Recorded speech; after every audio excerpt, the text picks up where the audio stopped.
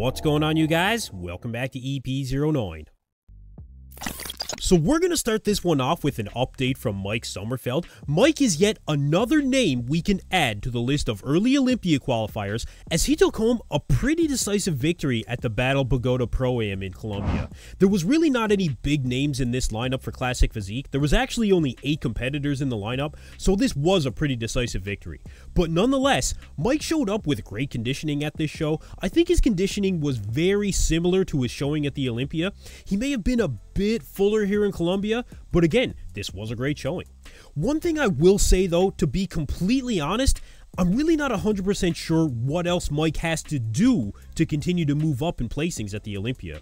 He needed more conditioning than what we saw in 2022, and he definitely brought that this year. He has great classic lines, he has great classic presentation. I think the only thing that Mike could use is more overall size. I think bigger arms would really make his physique stand out a bit more on that stage, and maybe the abs could be etched in a bit more, but really, Mike isn't quote-unquote missing very much. I really don't see many gaps in his physique.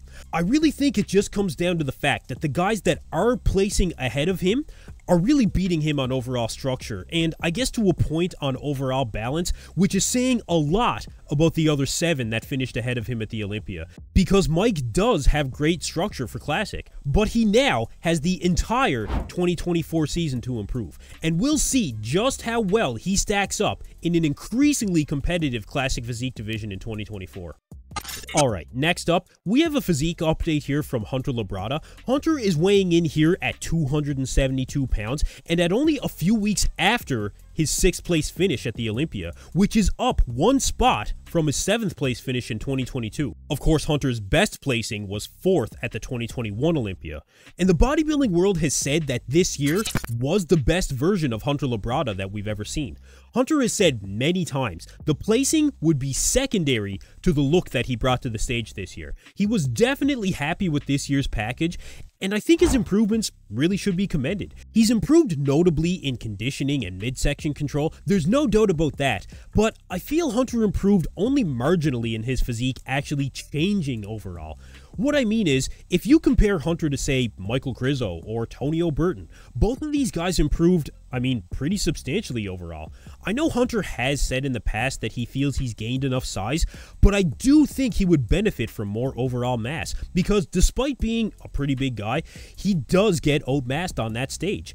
And I'll tell you right now, the mass monsters of the sport are making a serious comeback. Look at what we just saw from Nextzilla. We've got Nick Walker, who's going to be at his biggest this year. Derek and Sampson and Andrew Jack will probably gain more overall size. And with more quad sweep and a wider back and bigger shoulders, Hunter will continue to have a legitimate shot at that top 5.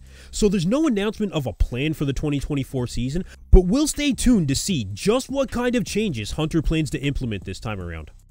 Alright, next up, we have a physique update here from Martin Fitzwater, and it's been quite some time since we've seen Martin on a bodybuilding stage. The last show he did, I believe, was the 2022 Texas Pro, but he has been working in the background, just waiting to finally be ready to compete with the best of the best in the IFBB. And it seems he thinks that he's ready to get back out there and see where he stacks up. I saw that in a response to a comment on one of his recent Instagram posts, Martin actually says that he plans on competing in the upcoming Arnold Classic in Ohio, which really, you guys, is a hell of a show to go and make a triumphant return to. And he does look improved here from a size standpoint, I think. We know that he can come in conditioned, but he does have good shape and flow for the open division as well. Now, the other thing is, Martin is only 26 years old at this point, so he is nowhere near his full potential as of yet. But realistically, at the Arnold Classic Ohio, we know that we'll see Sampson on that stage. Antoine Vaillant has expressed an interest in the 2024 Arnold. James Hollingshead, I believe, said that he wants to do the show. And of course, we can expect some other big names to jump in on that show. So realistically, this could be a very tough show for Martin to do well in. But he is a competitor, and the fans have been waiting for him to return to the stage. So we'll keep an eye on Martin as he continues on the road to the Arnold.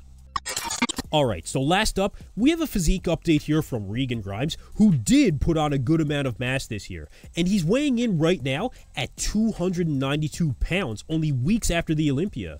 Now, to put that in perspective, Regan hit 300 pounds at the height of his offseason this year, and he is still carrying this amount of conditioning, which is very impressive. And it seems part of the strategy for Regan going into the next phase of his plan is continuing with his early morning cardio. Even after the Olympia, he is still grinding out cardio sessions at like 4 a.m., 5 a.m. I really don't think that you'll find any other Olympian that's still getting after cardio like this. But the question is, I mean, why? Why keep grinding out early morning sessions like this? And for me personally, I think it's because Regan's going to jump in on the Japan Pro. I think he wants to get that early qualification, let the rest of the guys battle it out this season, and completely be able to focus on the 2024 Olympia. And the Japan Pro, as of right now, I think he would win pretty decisively. I'll take a look at that lineup in an upcoming video.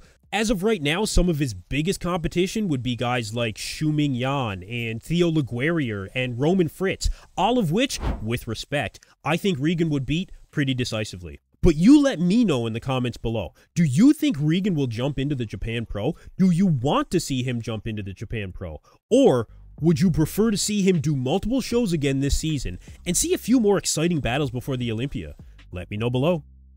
Anyway, that's it for me in this video, you guys. Thank you for tuning in to EP09. Be sure to like and subscribe.